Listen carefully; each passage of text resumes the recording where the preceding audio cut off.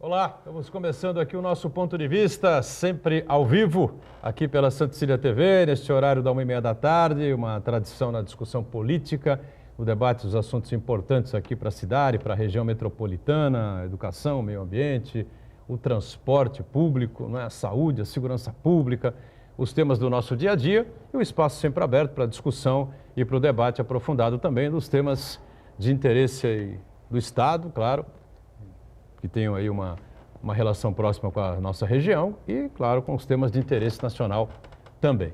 Lembrando que de segunda a sexta, você acompanha também a reprise do Ponto de Vista a partir das 8 da noite, sempre aqui na nossa Santa Cecília TV. O governador Dória esteve aqui, lamentavelmente, como disse o Aldo Neto na última terça-feira, saiu de helicóptero do Palácio dos Bandeirantes e baixou o helicóptero no Sheraton, Sheraton Hotel, lá no bairro da Aparecida. Aí fez o caminho inverso e foi embora, Ainda não circulou aqui pela região, enfim, como a gente espera que isso aconteça, Mas deixou aí informações importantes, E a gente vai aproveitar esse gancho para discutir um pouco mais a questão dessa ligação seca, que é uma lenda, nem urbana, Uma lenda regional, uma coisa que nos deixa até estarrecidos, de tanto discutir e de tanta negativa sobre tudo isso. E outros pontos importantes aqui dessa relação Estado e região metropolitana. Por isso a gente traz aqui mais uma vez um ponto de vista, o deputado estadual Kenny Mendes, o professor Kenny, que é do Progressistas, participa com a gente nesta edição. Prazer recebê-lo, Kenny, tudo bem? Tudo bem, uma satisfação enorme estar aqui, Edgar. Será um prazer conversar com vocês hoje.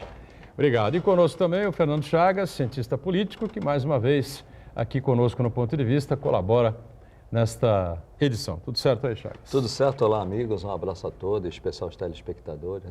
Se o deputado permitir, só falar um pouquinho de política nacional, até para esclarecer os telespectadores. Virou normal no Brasil, se tornou normal no Brasil as fake news, se tornaram normais no Brasil as fake news. Fake news nas redes sociais são comuns, mas uma autoridade federal deve ter cuidado quando se expressa sobre economia. Recentemente, o ministro da Economia, Paulo Guedes, falou que iria liberar 100 bilhões para injetar na economia e fazer a economia rodar, já que ela está bastante parada. Não corresponde à realidade isso. Na verdade, o depósito compulsório, que vai ser liberado, os depósitos compulsórios que serão liberados não correspondem a 100 bilhões, é apenas a 16 bilhões. O que é um depósito compulsório? De cada R$100 que o telespectador deposita num banco, 33% ficam para o Banco Central. Esse 33% todos vão virar 31%. Então, cada R$100 que o telespectador depositar no banco, 31% desses R$100, quer dizer, R$31 ficam no Banco Central e não podem ser utilizados. Vai liberar 16 bilhões, que corresponde de 33% para 31%. Esse dinheiro não é suficiente para movimentar a economia. E mesmo que fosse esses 100 bilhões, também não movimentaria a economia. Os bancos estão abarrotados de dinheiro. Simplesmente eles não emprestam porque não tem procura. Hoje o empresário não investe e não precisa procurar o banco para pegar dinheiro e investir, e nem empréstimo e nem financiamento. E a pessoa física também, com medo do desemprego ou estar desempregada, ela também não vai no banco pegar dinheiro para fazer qualquer tipo de despesa. Então o problema não é... O juro é altíssimo. Os juros são altíssimos. Então o problema hoje não é de falta de dinheiro. O problema hoje é de falta de procura pelo dinheiro. Os bancos têm dinheiro para emprestar. E os bancos também não emprestam porque eles exigem uma série de requisitos que praticamente 60% da população brasileira não tem condições, população brasileira ativa economicamente, não tem condições de pegar empréstimo porque estão endividadas. Então não são 100 bilhões, são 16 bilhões, mesmo que fosse 100 bilhões não movimentaria a economia. Então vamos, na realidade, mostrar a verdade para o telespectador, para ele não se iludir que a economia vai virar do dia para a noite com 100 bilhões. Isso não corresponde à realidade, são 16 bilhões e que vão entrar na economia por forma de empréstimo ou financiamento e não simplesmente injetar direto na economia para, de repente, a economia começar a virar, já que ela está bastante paralisada. Como dizia o governador Geraldo Alckmin, na época candidato, não tem bala de prata. É um processo difícil, demorado, longo e sofrido, como nós estamos acompanhando. Marcos Santana lá na ponta, sempre atento aí às redes sociais, às informações que vão circulando, não é? E atento à participação sua também, às transmissões nossas aqui do Ponto de Vista. Tudo certo aí, Santana? Tudo certo, boa tarde a todos. Edgar Butrão, não tem bala de prata e a solução para o Brasil passa por estreitar as relações comerciais com outros países importantes do mundo. E é impressionante que o presidente da República vá à reunião do G20 e não leve consigo o ministro das Relações Exteriores e nem o ministro da Economia para debater assuntos também estranhei. tão importantes assim, né? Ele parece que o principal objetivo dele foi ver se a churrascaria brasileira no Japão é tão gostosa quanto a churrascaria brasileira aqui no Brasil. Eu quero cumprimentar você que nos acompanha ao vivo, convidar você a participar também do programa, mandando sua pergunta, crítica, sugestão, pelo Facebook. Ponto de Vista com Edgar Butrão, ou então por e-mail, contato@pontodevista.tv.br. O programa também pode ser acompanhado ao vivo pela internet, santaportal.com.br/tv. As edições anteriores do Ponto de Vista ficam disponíveis na internet também, no nosso canal no YouTube e na nossa página no Facebook. E você que nos acompanha na reprise às 20 horas, uma boa noite. Para você que está na reprise, boa noite. Lembrando sempre, o programa ao vivo acaba às 14h30, é o mantra nosso aqui de todos os dias, viu, Kenny Mendes? E até a reprise começa às 8 da noite, é um espaço relativamente grande, não é? No momento que nós estamos vivendo, sabe Deus o que é que pode acontecer ou deixar de acontecer, as fake news que vão surgir, não é? E os fatos reais, não é? Que a gente fica até pasmo, né? As coisas que vão ocorrendo na combalida República Brasileira. Mas como eu disse na abertura, né, Kenny, o governador veio aqui a Santos, veio na abertura no seminário portuário na última segunda-feira, comentamos até com o prefeito no dia seguinte, terça-feira. Até uma curiosidade, não sei se os colunistas, aí, os comentaristas políticos aqui da cidade, da região, exploraram o fato, uma curiosidade, né? Porque ele fez um discurso de 12, 13 minutos, né? E citou o nome Paulo Alexandre 9 vezes. 9 vezes. Eu não sei se ele estava com o Paulo Alexandre na cabeça. Leia no Jornal da Hora. Jornal da Hora. Amanhã só, né? Amanhã, então, antecipando o Jornal da Hora. Já demos aqui o toque inicial, tá certo? Mas é uma curiosidade, né? Não sei porque ele estava lá o prefeito, o nome do Paulo Alexandre Barbosa estava buzinando ali na cabeça do governador por conta durante o seu discurso. Mas o importante é que ele falou muito de privatização, não é que é um discurso mesmo dele, né, Kenny? Exato. E principalmente no apoio a essa ligação Santos-Santos, ou via Anchieta, Domênico Rangoni, com o Márcio França lá atrás também já havia anunciado que seria uma obra da Ecovias, mas que agora tem aí um ponto contrário, né, que é o presidente da Codesp, né, que diz que não é bem o local ideal, que não concorda muito, que pode atrapalhar o crescimento do porto. Eu sei que você vai ter uma reunião na Codesp, com o presidente da Codesp, daqui a pouquinho, né? Sim. E vai conversar com ele, né, a respeito disso? Sim, com certeza. Eu acho que há quase um século se fala sobre essa ponte.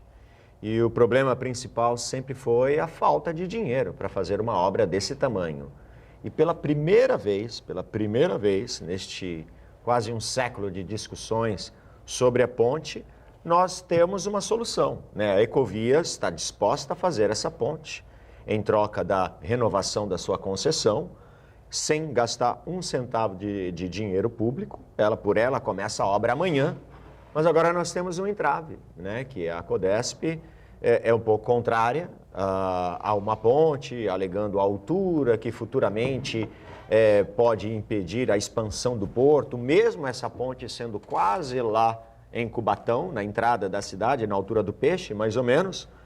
Mesmo assim, ele está um pouco contrário, então eu vou literalmente fazer uma proposta ao presidente agora, daqui a pouco, na reunião, e dizer o seguinte: bom, tudo bem, se vocês são contra a ponte, já que há uma diferença no valor do túnel, que é mais caro, que a Codesp ou o governo federal arque com essa diferença e aí sairão todos satisfeitos, né? Os munícipes que aguardam isso há tanto tempo, né? O próprio governo do estado, a Ecovias e também o governo federal. Então é isso que eu vou propor e vamos ver como será essa reunião. Na verdade, a Codesp, gostando ou não gostando, essa ponte é discutida dentro do território de Santos. Né? Isso.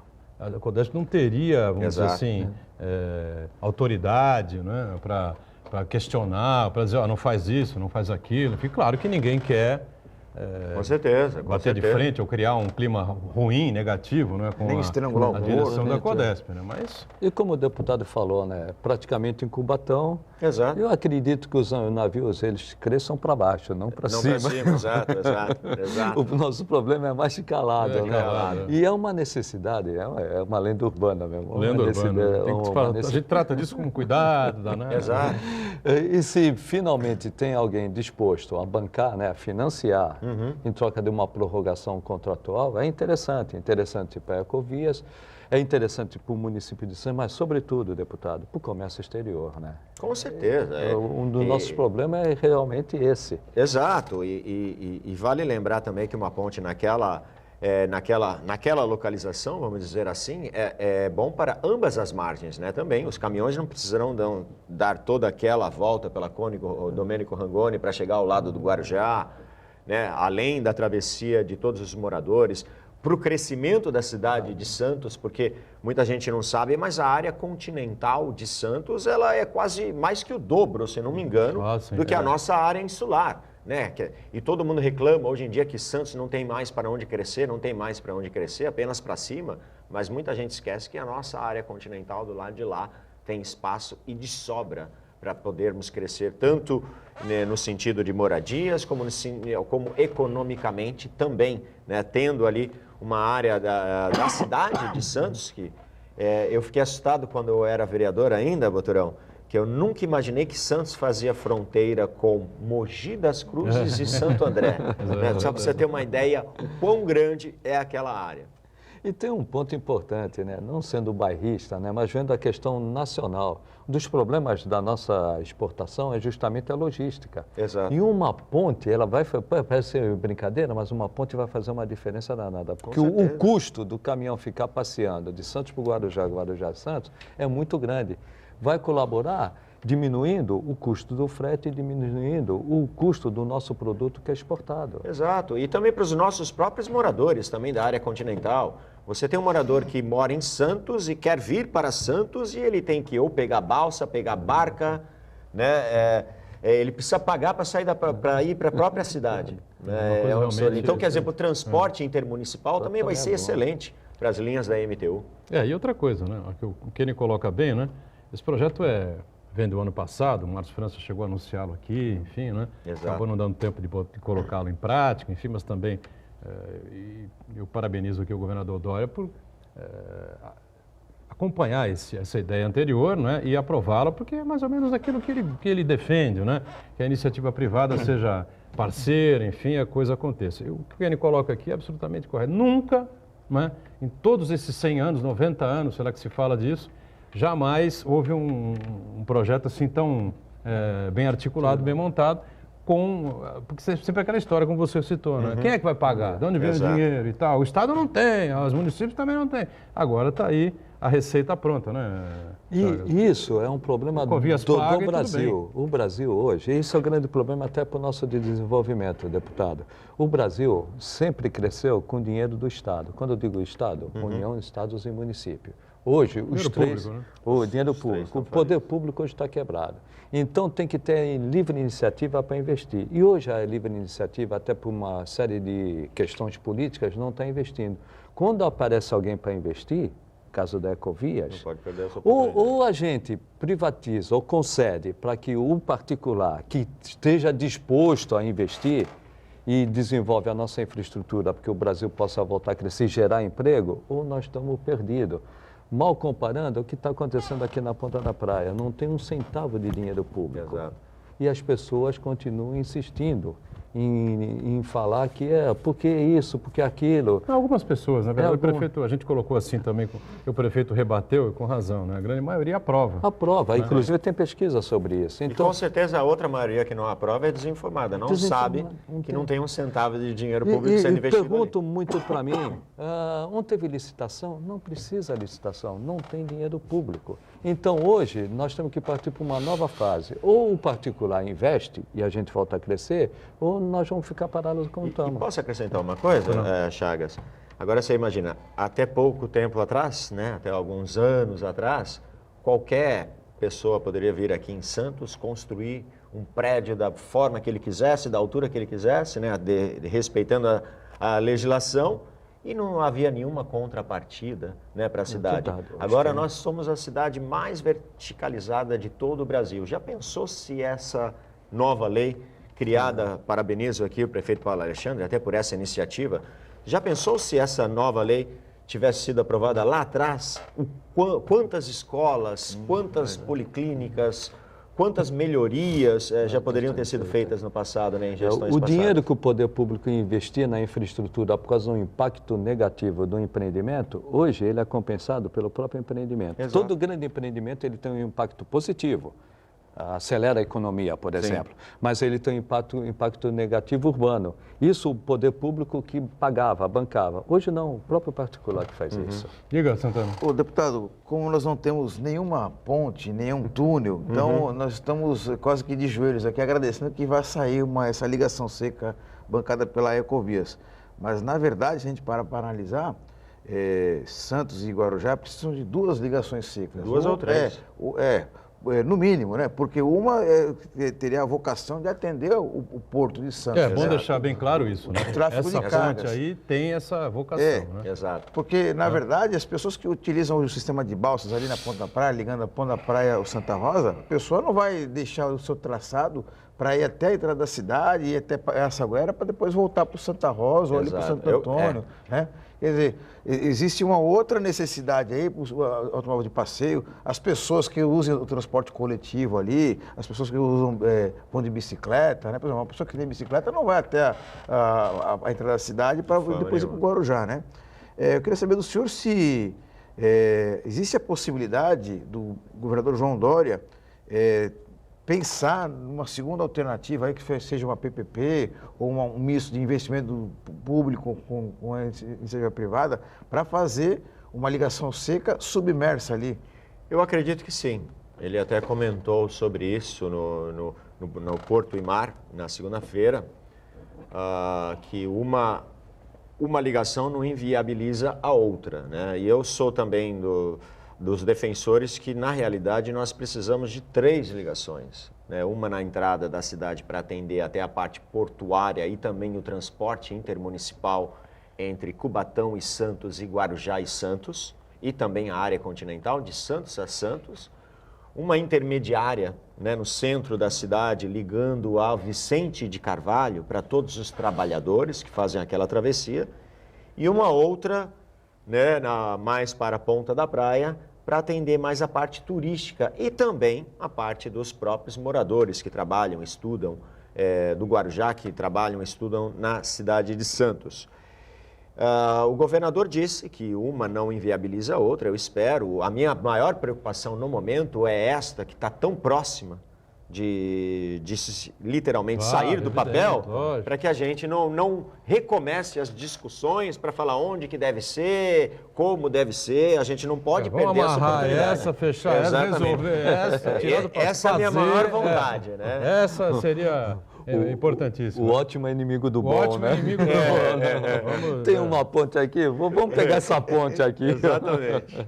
É verdade. Bom, falar sobre a questão do trem, falar sobre outras questões importantes, né? O projeto que eu considero muito interessante, que o Kenny coloca na Assembleia Legislativa, que é o que condiciona a matrícula dos alunos, seja da rede pública, seja da rede particular, não é? A apresentação da carteirinha de vacinação. Então, em cima do break aqui, não é? Eu só queria, então, aproveitar, antes disso, a questão econômica, né, Chagas? O IBGE agora fez uma outra divulgação. Houve uma leve queda no número de desempregados, 13 milhões, né, que é uma coisa monstruosa ainda, mas a informalidade, subemprego, enfim, é que são responsáveis por isso. E, na verdade, pelo jeito, esse é o caminho, né? A tendência do subemprego, Informalidade, né? É da informalidade. São cerca de 13 milhões de desempregados que não têm nenhuma atividade profissional econômica e de 28 milhões que não têm atividade econômica e também trabalham menos do que desejariam, menos do que precisam. São chamados subocupados ou subutilizados, chega a 28 milhões. Se pegar aqueles que trabalham por conta própria, que muitos estão nas MEIs hoje, chega a 58 milhões. Então, nós temos 13 milhões de desempregados, 28 de desempregados subutilizados, que trabalham menos do que deveriam, e aqueles que trabalham por conta própria, 58 milhões. Como nós vamos sair disso? Voltamos ao... 100 milhões de pessoas, hein?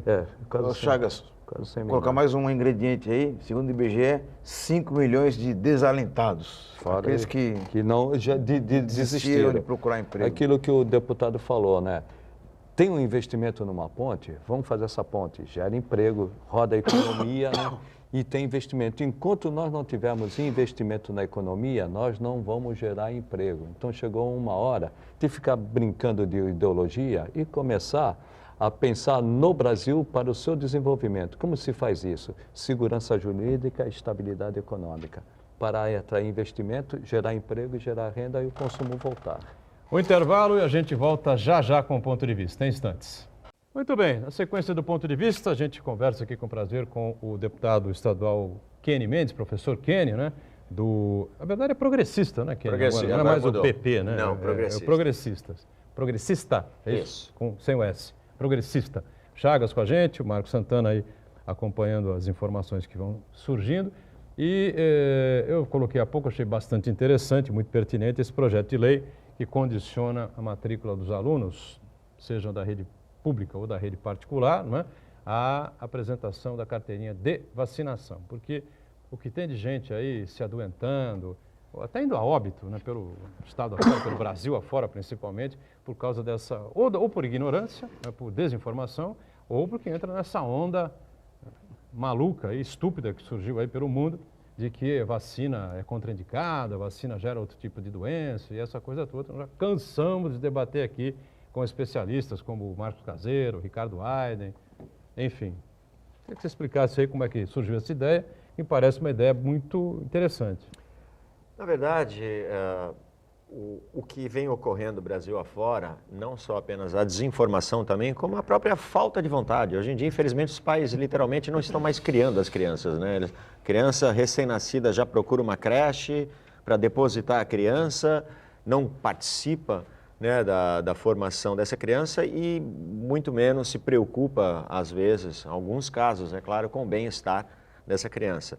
As pessoas acham que a vacina é algo que não é obrigatório, né, que faz quem quer, e não é verdade. Existem o Estatuto da Criança, o próprio Ministério da Saúde diz que há 8 vacinas obrigatórias para todas as crianças.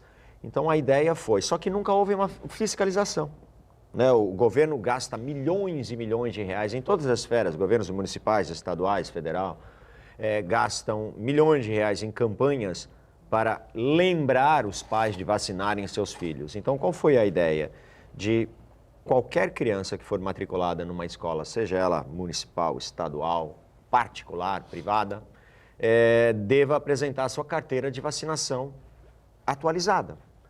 Aí alguns podem até dizer, mas e se não tiver atualizada, a criança vai ficar sem escola? A criança não pode ficar sem escola. Não, não ficará, até porque a educação é um direito universal.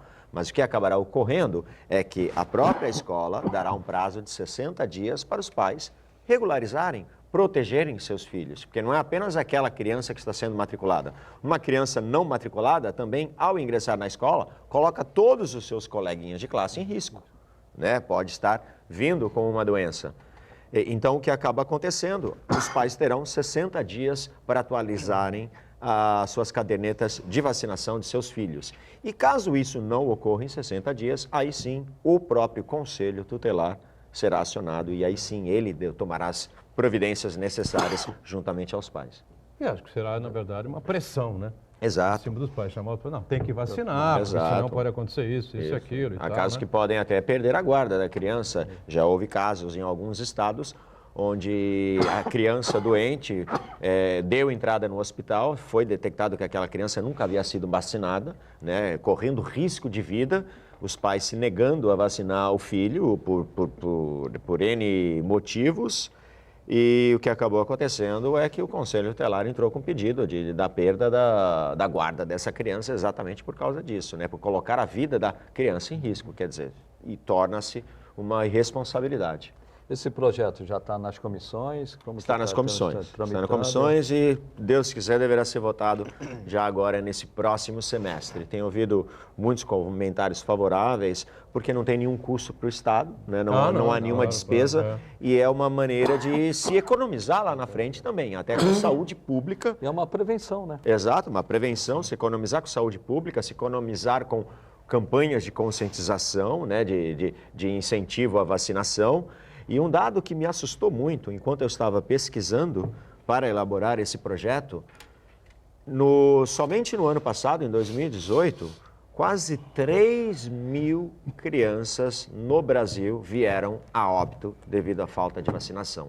Todas essas 13 mil mortes poderiam ter sido evitadas, todas mortes evitáveis. É muito triste isso. A gente falou, não? Desinformação, exato, ignorância, parte das famílias, fake news, dos pais, né? As fake news, essa bobajada toda que circulou pelo mundo, que as vacinas são Sim. contraindicadas, uma vacina pode causar uma outra doença secundária que pode vir mais na frente, enfim, exato, uma bobajada que os especialistas todos são unânimes em dizer que isso é mentira, não é realidade. E mais um detalhe também, nós vivemos em dias onde as UPAs, os prontos-socorros estão atolados de gente, né? E quem já foi numa UPA, quando você chega numa UPA, você vê inúmeras crianças. Então, quantas crianças não poderiam sair desse atendimento por não ficarem doentes? E aí sobraria mais recursos, inclusive para os próprios municípios que administram essas UPAs, né? Podendo atender uma outra pessoa com algo mais sério, né? E não devido à irresponsabilidade de alguns pais. Diga, Santana. O Uriel Vilas Boas acompanha a gente e ele pergunta para o deputado: o governador anuncia polos industriais para a Baixada. Aí ele pergunta: como envolver os parlamentares municipais, estaduais e federais, os executivos, os segmentos empresariais e sociais para retomar a produção de aço, fabricar barcos, balsas, VLT, ou seja, gerar renda e muito emprego na nossa região? É o que todos queremos, né? Sem dúvida nenhuma.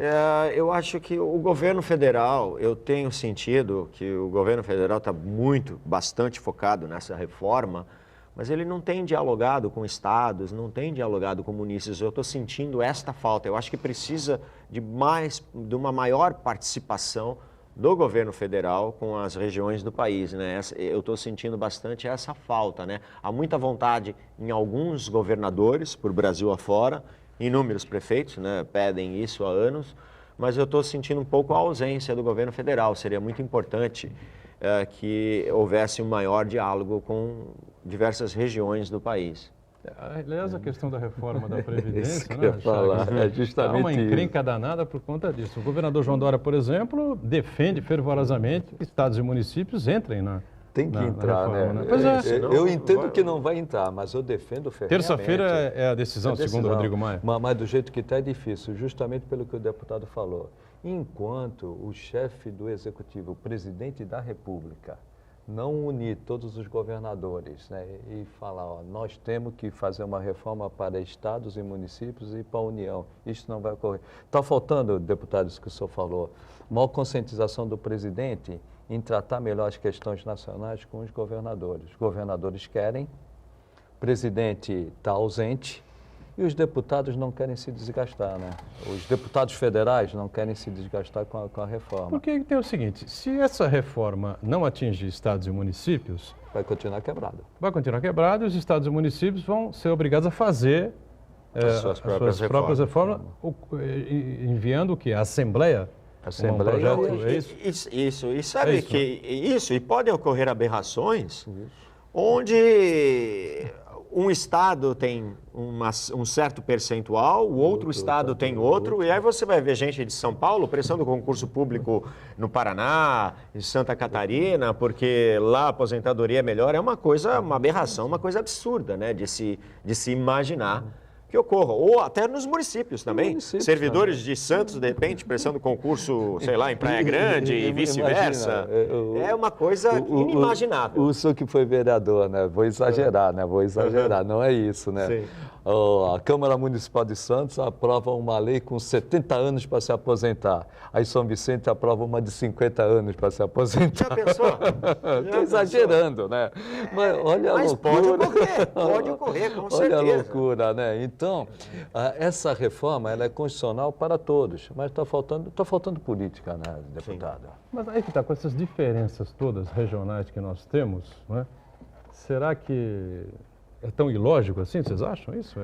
É uma aberração tão grande assim? A regra tem que ser geral, né? A regra da Previdência da Previdência, né? Tem que ser geral. Até porque a capacidade de negociação do governador nas Assembleias Legislativas é bem diferente do presidente da República com o Congresso Federal, né? O governador vai ter muito mais dificuldade, primeiro, em formatar um projeto de previdência para os servidores. E segundo, para fazer aprovar, porque a pressão das corporações internas aos parlamentares estaduais vai ser muito maior, já está sendo muito grande a nível federal, vai ser muito maior a nível estadual. Você sente isso na Assembleia, Kenny? Como é que você tem discutido isso com o Palácio? Nós não tratamos ainda, por enquanto, não discutimos sobre isso. Mas em conversas mais até informais, né? Eu ainda acredito que é inimaginável, né? Eu torço para que não fique de fora, senão realmente será um problema. E eu penso até a nível municipal, né? Como bem disse o Chagas, existem legislativos e legislativos, né? Você vai aí por cidades, algumas outras cidades, onde o legislativo, infelizmente, né? Municipal, em algumas cidades, ele é totalmente amarrado, preso com o prefeito. Então, o prefeito vai acabar decidindo o que ele quer, qual é a melhor reforma para o município em algumas cidades, os vereadores vão dizer simplesmente amém e pronto. Deputado, o senhor esteve aqui na Câmara de Santos. Sim. Imagina, 12 mil funcionários pressionando os 21 vereadores de Santos um ano antes da eleição. Nossa, imagina. Uma loucura. É uma loucura. Eles vão aprovar uma reforma da Previdência Municipal contra os 12 mil funcionários? Eu acho não vão pressionar. É complicado. Você teria que fazer uma eleição, né, para eleger um grupo de 21 figuras. Constituinte municipal. Porque os vereadores ficam numa situação mais difícil. Muito difícil. Exato. Você faz a eleição municipal em 2020, daqui a um ano, né, um ano e pouco, um ano e meio. E 2, 3 meses depois você faz uma outra eleição com figuras que se coloquem à disposição do município para fazer esse tipo de... Como que nós vamos deixar tão perto uma reforma dessa? Porque o contato do vereador com o servidor público é muito próximo, né? Fica muito difícil o município fazer a reforma que é devida. E a reforma ela é constitucional, ela tem que ser lá em cima e ser igual para todos. Exato. E tem um ponto que os previdencialistas falam muito e o deputado tocou no assunto, né? Por que nós temos uma média de mortalidade muito grande aqui? No Brasil, é a mortalidade infantil. Sim. Muitas vezes por falta da vacina. Exato. Então, a média do brasileiro, de sobrevida do brasileiro, ela é praticamente igual ao do europeu. O nosso problema está entre idade zero, até 18 anos. Aí a mortalidade é muito grande. Exato. Por isso que a mortalidade no Brasil é muito grande. Mas se ele passa de 24 anos, ele tem praticamente a vida e a sobrevida de um europeu. Não igual, mas praticamente igual. Nosso problema está aí, né? Sim. Na vacinação. E nós vimos um exemplo recente, agora, o comecinho deste ano. O sarampo estava praticamente erradicado no Brasil. Aí as pessoas falaram, não tem mais sarampo, vou parar de vacinar meu filho. Tivemos uma infelicidade de um navio vir com um tripulante da Filipinas, né, infectado, e uma simples viagem de cruzeiro, nós tivemos aí, se não me engano, 8 casos na cidade. Veja só o que acontece, como isso pode acontecer, ainda mais num mundo tão globalizado como é hoje.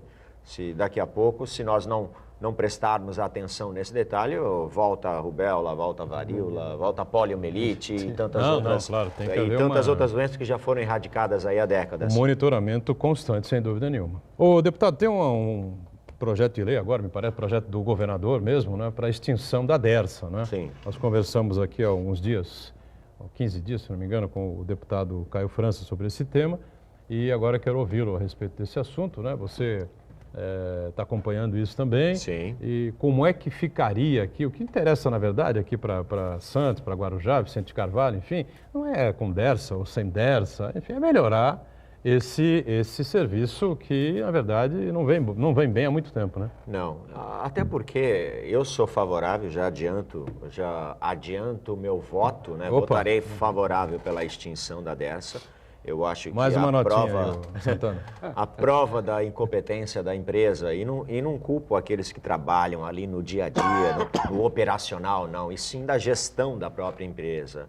E a Dersa, hoje em dia, ela tem um custo tão alto, além de todos os escândalos que todos aqui sabem, sim, né, que ocorreram na gestão da Dersa, mas ela tem um custo tão alto hoje em dia, que fica insustentável. Hoje em dia eles não têm nem mais dinheiro para reparar motores de balsas, comprarem novas balsas, até porque lá em cima, no topo da pirâmide, vamos dizer assim, da gestão da Dersa, é tudo consumido, com salários absurdos, com repasses que não condizem com a realidade do dia a dia.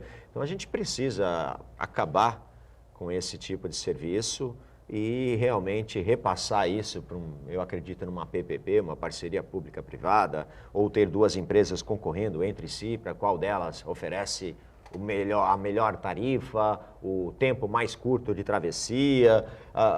Do jeito que está, não dá para ficar. Sem dúvida, né? É uma complicação, só reclamações, só problemas, né? 2 horas para você atravessar. Eu morava no Guarujá, eu morei 10 anos no Guarujá. E eu desisti, porque eu tinha que vir dar aula aqui na Unisanta e isso estava começando a comprometer as minhas próprias aulas. Tive que me mudar para cá em 2010, antes de me tornar vereador, até porque não tinha mais condições de continuar. Tem outra travessia de barcas também, que é outra complicação, lá para o centro da cidade, a central da cidade de Santos, com Vicente de Carvalho, né, Chagas? É uma encrenca danada. Também administrar pela Dersa. Pela Dersa. E o que eu vejo é o grande problema de gestão.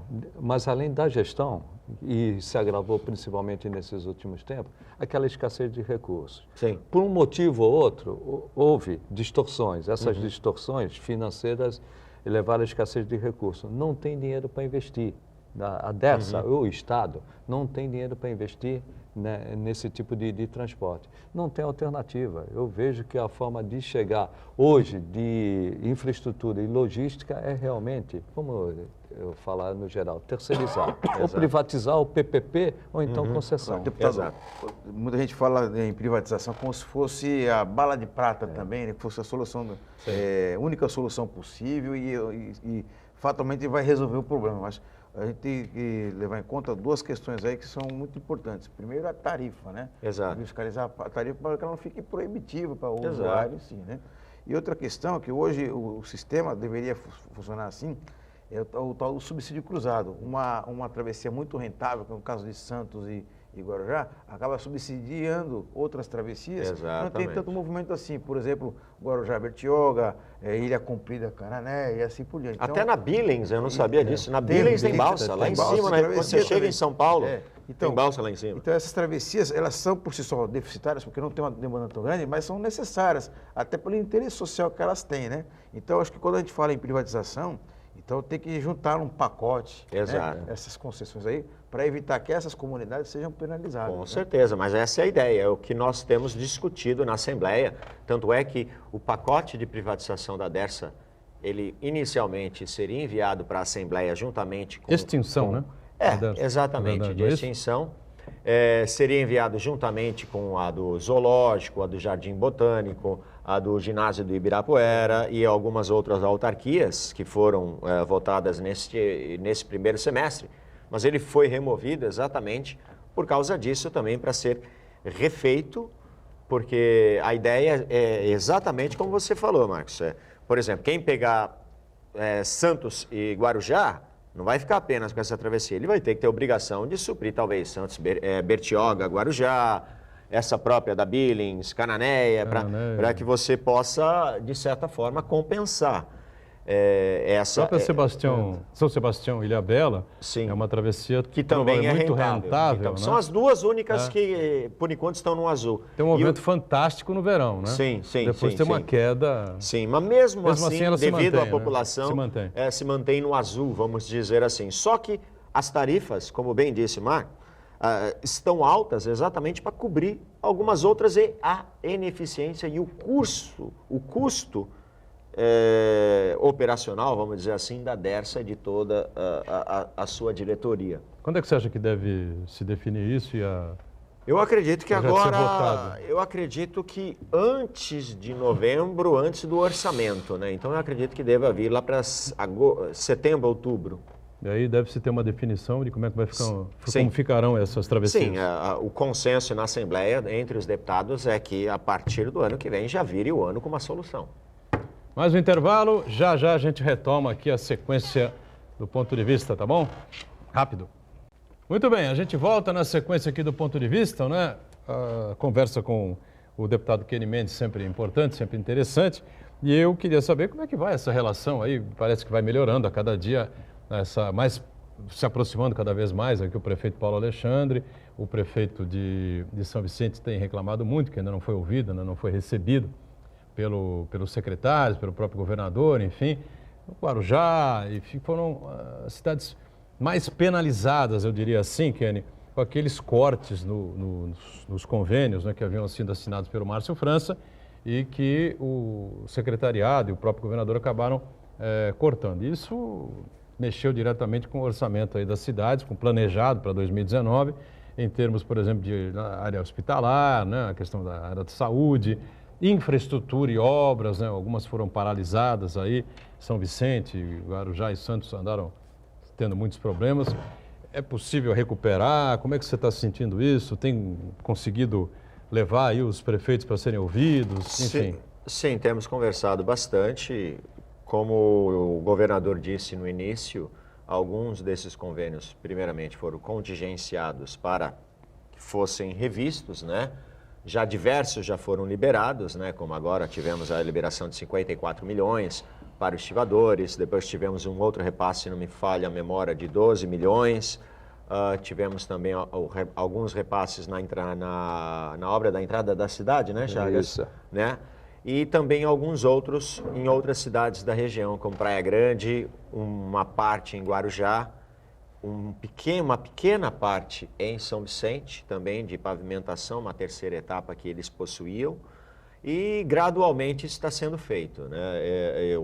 Eu fiquei muito feliz de ver o governador num tom bastante conciliador com o prefeito de Santos, no congresso que ocorreu nessa segunda-feira, falando que realmente somos todos brasileiros, a eleição já passou, que temos que estar unidos para o bem-estar do nosso estado e da nossa região. Então eu fiquei muito feliz com esse tipo de discurso. E eu não sabia desse detalhe, estou sabendo por você agora, em primeira mão aqui, no Opinião. Eu não sabia, do ponto de vista... ponto de vista. Opinião foi um programa histórico. Exatamente, histórico.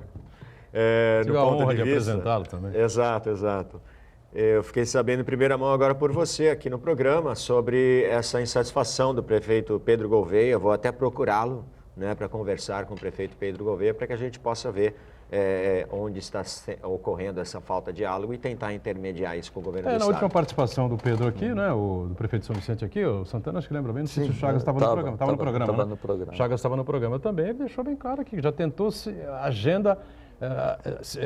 uma agenda com o secretário da Saúde, né, várias vezes, até agora não conseguiu ser recebido, porque esses cortes que aconteceram nesses convênios de 18 para 19 prejudicaram muito, né, a Secretaria de Saúde da cidade e também com o próprio governador ou com outros secretários, enfim, talvez com o secretário Villani, não é? Que é o... Sim, o Vignoli. Vignoli, perdão. Vignoli regional. Vignoli das regiões metropolitanas, exatamente. Né? Eu acho que o Pedro talvez tenha tido um contato com ele agora, recentemente no Condesb, na AGEM, enfim, não sei, né? Eu não tive contato com o prefeito ainda esses dias, mas ele reclamou disso e algo que acho que é importante, né?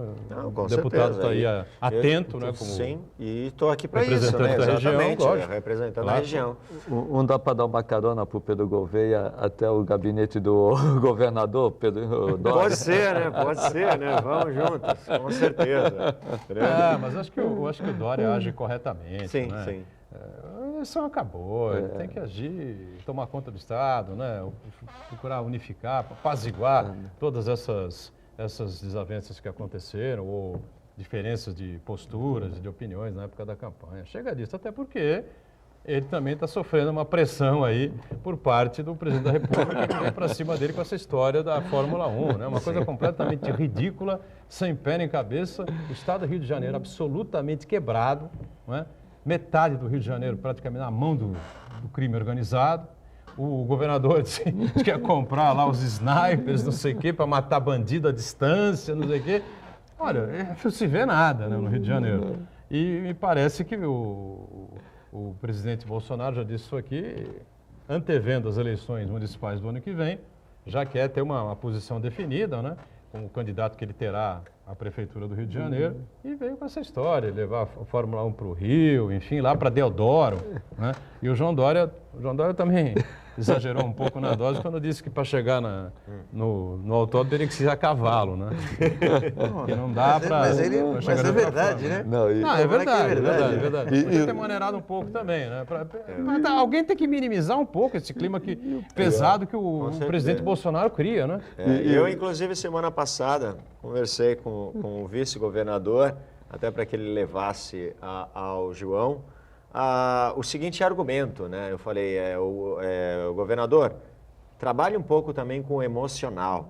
Né? O Autódromo de Interlagos é a casa do Ayrton Senna. Sim. O mundo da Fórmula 1 não pode ficar sem o S do Senna e a famosa casa da onde nós vimos o maior piloto de todos os tempos. Né? Então, eu acho que essa parte emocional também é muito importante. E muitos fãs de Fórmula 1, do Japão, de tudo quanto é lugar que você possa imaginar, vêm para o Brasil, para o Grande Prêmio de Fórmula 1, exatamente para reviver o local onde o Ayrton Senna corria, porque ele tem fãs pelo mundo até hoje. E o que parece, o Chase Carey, que é o CEO da Fórmula 1, disse imediatamente a fala do Bolsonaro, né, que não estava nada acertado, né? Não. O Bolsonaro disse que estava 99% certo. Aí veio o Chase Carey, né, que é o dono da Fórmula 1, no lugar do Bernie Eccleston hoje, disse que não estava... Até porque o maior local de turismo do Brasil, por incrível que pareça, é São Paulo. Todo mundo acha que é o Rio de Janeiro, mas não é. Proporcionalmente é São Paulo. E a Fórmula 1, ela vem atrás de capital. Exato. E o capital está em São Paulo. O Dória falou isso, né? O governador Dória falou exatamente Os patrocinadores também da Fórmula 1 todo, São Paulo. mundo todo. É verdade. Eu acho que o Dória foi bem, né? Exagerou um pouco essa questão do andar a cavalo lá para chegar a Deodoro. Enfim, o governador, cuidado, porque daqui a 2 anos e meio, se você se lançar à presidência da República, essa sua fala será usada lá no Rio de Janeiro contra... Olha o que ele falava contra nós, contra o Rio de Janeiro, enfim, que acho que é o segundo, né? Colégio Eleitoral ou o terceiro? Segundo, né? Terceiro. Segunda Minas. Segunda Minas. Terceiro é o Rio de Janeiro. Alguma coisa aí? Isso, o Valdomiro Trento, ele faz 2 perguntas para o professor Kenny. Se o senhor é a favor da Previdência Social Única, que deve englobar os 3 poderes. E outra pergunta é assim, se o senhor acha normal que cada deputado estadual precise de 33 assessores? Muito bem. A primeira você já respondeu, né? Sim, sou a favor da Previdência Única, exatamente. Eu acho que deveria ser unificada. E não, nós não temos, sou contra. Eu tenho apenas 16 assessores, tá, ao total. E não temos a 33 na realidade, são 32, né, o permitido, né, mas eu utilizo 16, eu acho que já está de bom tamanho. É que eu tenho uma equipe regional que fica aqui na Baixada Santista, no gabinete regional, e outra equipe de 8 pessoas em São Paulo, na Assembleia Legislativa. Muito bem, saiu recentemente na mídia uma publicação absurda, né, de um senador, eu não vou lembrar o nome dele agora, não sei se o Santana pode se recordar, 86 assessores. 86 assessores. Meu Você não Deus, recorda? não daria dele? nem para decorar o nome de todos. Nem de Eu jeito não nenhum. conseguiria. Não dá pra fazer decorar o nome reunião, de não todos. cabe no gabinete, vai ter que alugar Reunião no um cinema. salão de festa, ou no cinema. Haja cadeira, né? Mas na Assembleia Legislativa, deputado, Sim. é uma verba para todos? É uma verba para todos, você realoca. Né? Realoca. E no Exatamente. máximo pode ter 32 assessores, Isso. seria. Tá certo. Alguma coisa por aí, Santana? Nada? Não, por enquanto não. Muito bem. Bom, deputado, agora vem o recesso, né? Você disse que tem uma série de reuniões aí durante Bastante. esse período. Mas, na verdade, é confusa essa situação, né? Porque já se cobra do governador João Dória uma atuação mais eficaz, assim que são 6 meses de governo, enquanto a Assembleia tem 3 meses e meio, né? Por Exato, enquanto, né? porque É uma coisa confusa isso, né? É só no estado de São Paulo que é assim, é uma aberração. Eu acho que os 5 meses e meio mais longos da minha vida foram entre a eleição em outubro e a posse dia Pois é. 15 de março. Olhem que absurdo, o governador João Dória assumiu dia 1º de janeiro e literalmente ficou de braços cruzados 5 meses e meio, né? durante isso, esperando até 15 de março a posse dos novos deputados, né? 75 dias aí de braços e cruzados 6 esperando. meses, na verdade, porque a eleição Sim. foi 7 de outubro, né? Exato, exatamente. Novembro, então dezembro, janeiro, fevereiro, março. Não, 5 meses e meio. 5 né? meses e 5 meio. É uma loucura, né? Então foram os meses mais longos da minha vida, até que eu pudesse começar a trabalhar, né? E é literalmente uma aberração, né? E agora vem o recesso, não vamos parar de trabalhar, nós não temos sessões no plenário, mas temos inúmeras reuniões com os secretários. Eu preciso fiscalizar também as emendas. Houve uma liberação de 5 milhões de reais em emendas que eu destinei aqui para a nossa região. E também vou continuar o meu trabalho de fiscalização, né? Uma vez por semana eu tiro um dia para fiscalizar todas as escolas estaduais de uma cidade, né? Já estive em Praia Grande, Guarujá, Cubatão, São Vicente, Santos, Itanhaém, Mongaguá. Farei Bertioga semana que vem, Peruíbe na outra e vamos continuar com esse tipo de serviço. Deputado, já que o senhor falou em emendas, né? Sim. Que a gente vê muito a Baixada Santista de uma forma geral. Aliás, o senhor é uma exceção com a votação que teve, né? Tanto na Câmara Municipal como agora para a Assembleia Legislativa. O que a gente vê muito é o interior sendo muito bem representado, Exato. até pelo número de municípios que tem, e a Sim. Baixada Santista sempre no segundo plano. Exato. Como é lidar, já que o senhor chegou lá, como é lidar a Baixada Santista com poucos representantes, a Baixada Santista muitas demandas. 4 deputados. 4 deputados e muita demanda. e muita demanda. Como é lidar com tudo isso? Enfrentar as bancadas do interior. Não é fácil, né? As emendas ajudam um pouco, né? Mas não é um valor. Você pegar 5 milhões diluído aí em 9 cidades não é quase nada, né? Então você tem que priorizar algumas coisas, né? Eu tenho feito um trabalho de destinar a maior parte das minhas emendas para 3 áreas, né? Saúde, educação e segurança são as 3 áreas principais para as quais eu estou destinando emendas. Mas é complicado, como você bem disse, o tamanho da nossa região daria para eleger no mínimo 15 deputados estaduais. No mínimo, com 1.700.000 habitantes, daria para eleger facilmente entre 10 a 15 deputados, mas infelizmente só temos 4. Deputado, o senhor falou que entre as suas prioridades está a segurança, né? Sim. E recentemente nós recebemos a visita do secretário de Segurança Pública e os vereadores de Santos levaram Sim. o secretário a conhecer os Eu escombros. estive lá também Os escombros semana ali do passada. Palácio da Polícia, que está literalmente tombando, né? E não pelo sentido histórico dele. Não. Então, eu queria saber do senhor o que o senhor pode fazer, se pode destinar a verba ou pressionar pessoalmente o governo do estado Eu a conversei- realizar as melhorias necessárias ali, né? Quando eu estive semana passada juntamente com o doutor Gato, juntamente com outros 30 delegados da região e com a Raquel Galinatti, que é a presidente do Sindicato dos Delegados do Estado de São Paulo. Nós estivemos lá numa reunião muito proveitosa, falamos de todas as demandas que temos cobrado ao governo do Estado. Já o caso do Palácio é bastante complexo, porque tem que se pensar um pouco friamente, né? Muita gente acha que aquele imóvel é tombado, mas ele não é. Ele tem proteção Tá só tombando, devido... só. ele está tombando, ele não é tombado, né? Por enquanto. Ele tem proteção devido à proximidade com o Centro Português, que é um imóvel tombado. Então ele tem um nível de proteção devido à proximidade. ele não é tombado. E o custo do primeiro estudo lá para a reforma total do edifício é 28 milhões. E é difícil a gente pensar, temos que pensar friamente, com um valor como esse, você conseguiria construir 3 delegacias. Do tamanho da estrutura, não digo do tamanho do edifício. Vale a pena botar abaixo e fazer de novo, não? Não sei, sabe? Eu não digo botar abaixo, mas de repente usar para uma outra finalidade, gradualmente se reformando tinha aquilo. Células lá para cima, Exato. também que não se usa mais. Exato, não precisaria usar. Foi o que eu disse na reunião, não precisaria. De repente, eu vejo 2 opções. Ou se pensar num novo imóvel, ou então reformá-lo parcialmente. O que quer dizer isso? Primeiramente, a parte externa, para que não haja nenhum risco de queda, né? Como quem já passou por ali já viu que tem uns tapumes ali, né? Protegendo, sem dúvida. né? Porque o reboco já está caindo.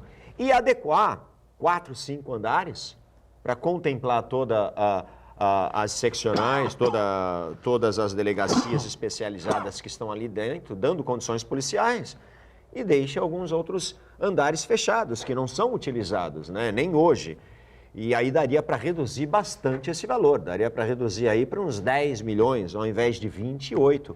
Mas eu acho um valor muito alto se gastar 28 milhões para reformar um prédio inteiro daquele, sendo que com esses recursos a gente poderia reformar inúmeras delegacias ou até construir novas, né? Mais 2 ou 3, quem sabe, com esse mesmo valor. Precisa fazer uma avaliação rápida ali antes que aconteça alguma coisa, né? Exato. Porque aí vai ficar ruim para o Estado, sem dúvida nenhuma, e fica feio, né? Para o nome, para a marca da Polícia E posso Civil do também Estado de São Paulo. acrescentar, posso também acrescentar mais uma coisa? Sim.